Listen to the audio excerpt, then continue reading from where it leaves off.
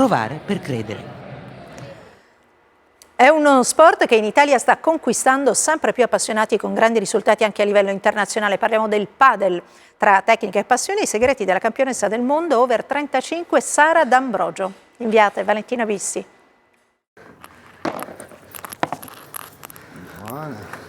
La chiamano la tigre pugliese, sarà per le unghie colorate, la grinta, l'estro nel gioco e certo per le sue origini. Sara D'Ambrogio è la nuova stella del padel. La incontriamo a Cattolica, Riviera Romagnola, fresca del suo titolo di campionessa mondiale over 35. Insieme ad Alessia La Monaca ha sbaragliato le avversarie nel torneo di Las Vegas. 39 anni, nata in provincia di Taranto, prima il tennis, poi 5 anni fa la scoperta del padel. È stato amore a prima vista. Non avevo mai giocato, non sapevo nemmeno le regole, sono entrata in campo e via. Dopo solo un anno diventa campionessa italiana e non si ferma più. Oggi insegna uno sport che appassiona sempre più italiani. Lascia andare in avanti il polso. Esatto, non entrate in campo senza aver mai fatto una lezione. Avere qualche base, qualche nozione tecnica ti aiuta poi a divertirti di più. Pollice, indice, scivola giù, scivola, scivola, scivola, arriva fino alla fine, chiudi.